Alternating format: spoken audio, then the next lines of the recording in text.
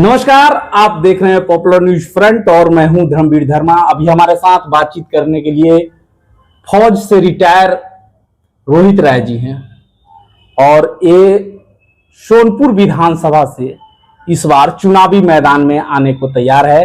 राष्ट्रीय अपना दल से ये दमखम भर रहे हैं। सबसे पहले रोहित जी, आपका बहुत बहुत स्वागत। आपको भी सबसे पहले जय हिंद।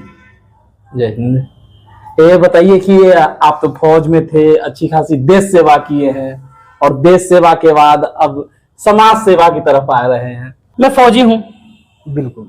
यदि फौज के सुधार पे या सिस्टम के सुधार पे जब आप बात करेंगे तो बहुत से लोग और ये साबित करने में लग जाएंगे कि आप फौज की बात कर रहे हैं, फौज में कुछ कमियां निकाल रहे हैं तो आप देशभक्त नहीं हो सकते।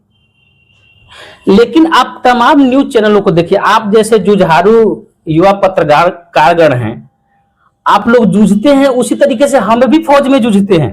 स्पष्ट रूप से देखिए, ऑपरेशन सिंदूर हो या कोई भी मिलिट्री ऑपरेशन हो, वहां पे 4 रिटायर कर्नल, लेफ्टिनेंट जनरल, ये लोग बैठ के और स्ट्रेटेजी बताते हैं कि हम दुश्मनों को ऐसे खत्म करेंगे, वैसे खत्म करेंगे। उन सूबेदारों का क्या जो उनके साथ कंधे में कंधे मिलाकर लड़े थे? क्या आप मीडिया चैनलों में रक्षा सलाहकार आपने सुना होगा? सहायक रक्षा सलाहकार क्यों नहीं हो सकता? जैसे एक छोटा सा उदाहरण है, जिला सैनिक कल्याण अधिकारी जी, वो सिर्फ और सिर्फ अधिकारियों के लिए ही रिजर्व है। क्यों साहब? आप एक क्राइटेरिया रख दीजिए ना, क्राइटेरिया रख दीजिए कि ये क्राइटेरिया होगा, ये आप में क्वालिफिकेशन होगा। अब आप कैप मत लगा दीजिए कि राजा का बेटा ही राजा बनेगा, तब तो ये लोकतंत्र से राजतंत्र की ओर हम चले जाएंगे ना। और फौजी कार्रवाई की ये चल रही हो चैनल पे तो आप जरूर गौर कीजिएगा। वहां पे जनरल मिलेंगे, लेफ्टिनेंट जनरल मिलेंगे, मेजर जनरल मिलेंगे। आपको कोई सूबेदार मिले क्या? आपको सूबेदार मेजर मिले क्या? आपको वो हवलदार जो कंधे पे बंदूक लेकर लड़ने गया वो मिला क्या? तो आप ही की देश में जिस सेना पे आप गर्व करते हैं, उस सेना की बहुत बड़ी संख्या अपने वजूद और अपने पहचान की लड़ाई लड़ रहा है। आपको मैं क्या बोला, राजनीतिक एक माध्यम है जो कि आम जनता के लिए यूजर फ्रेंडली माहौल बनाना है। इसके लिए हम राजनीति में आ रहे हैं। हमारा ना तो कोई पैतृक पहचान है राजनीति में, ना ये हमारा परमानेंट माध्यम है। जैसे ही राजनीति जनता के सुविधाओं के प्रति जिम्मेदार हो जाएगी, मैं ये राजनीति किसी जिम्मेदार लोगों को देके और मैं से हाथ जोड़ के अपने आप को अलग कर लूंगा। हम फौजी हैं, हमारे फौजी ट्रेनिंग में यह सिखाया जाता है कि जब सामने संकट हो तब तक तो आप सामने लड़िए, लेकिन जब शांति काल हो तो उस युद्ध में नेतृत्व करने वाला और लड़ने वाले योद्धाओं को तैयार कीजिए। यदि मेरा घर सुदृढ़ होगा तो मेरा गांव सुदृढ़ होगा, मेरा गांव सुदृढ़ होगा तो मेरा पंचायत सुदृढ़ होगा, मेरा पंचायत सुदृढ़ होगा तो मेरा प्रखंड सुदृढ़ होगा, प्रखंड सुदृढ़ होगा तो मेरा विधानसभा सुदृढ़ होगा, विधानसभा सुदृढ़ होगा तो जिला, बिहार, राज्य, भारत। मेरा प्रयास यही है कि सारण जिले में जो मुझे राष्ट्रीय अपना दल की तरफ से जिम्मेदारी दी गई है, व्यवस्था परिवर्तन के ऊर्जावान सैनिकों को खड़ा करना। और जरूरी नहीं है कि वो सैनिक फौज से ही सेवानिवृत्त हों, वो आदमी जो अपने क्षेत्र से मोहब्बत करता है, अपने क्षेत्र के लिए अपने आप को समर्पित करता है और अपने क्षेत्र के विकास में अपना सहयोग करना चाहता है, वो तमाम लोग हमारी सेना हैं। और मैं उन्हें निमंत्रण देता हूं, आमंत्रित करता हूं कि आइए बिहार की व्यवस्था परिवर्तन में सारण जिले की ओर से हम एक मिसाल कायम करें और बिहार में समता मूलक सरकार बने, व्यवस्था परिवर्तन हो, उसके लिए हम सहभागी बने। रोहित जी, अंत में एक सवाल, आप सोनपुर विधानसभा से तैयारी में हैं, तो सोनपुर की जनता से क्या अपील करना चाहेंगे? सोनपुर की जनता से मैं बस इतना अपील करना चाहता हूं कि जब आप वोट देने जाएं बिल्कुल स्वार्थी बनिए। मैं किसी को निस्वार्थ होने के लिए बिल्कुल अपील नहीं करता। बिल्कुल स्वार्थी बनिए और अपने नेताओं से पार्टनरशिपिंग कीजिए।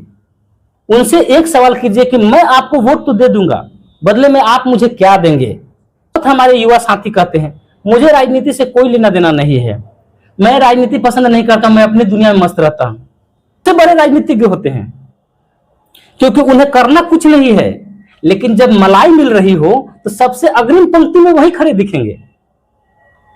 और उन साथियों से मेरा करबद्ध आग्रह यह है कि साहब, आप यदि राजनीति में रुचि नहीं ले रहे हैं, इसका मतलब यह नहीं कि राजनीति आप में रुचि नहीं ले रही है। आप इस माइंडसेट के साथ बैठे हुए हैं कि बकरी ये मान के चलती है कि यदि मैं बाघ के बच्चे को नहीं खाती हूं तो बाघ मेरे बच्चे को नहीं खाएगा। आपको पता है कि बकरी बाघ के बच्चे को खाए ना खाए, बाघ तो बकरी के बच्चे को खाएगा ही खाएगा। तो बेहतर है राजनीति में रुचि लीजिए, बिल्कुल, और अपने नेताओं के साथ पार्टनरशिपिंग कीजिए।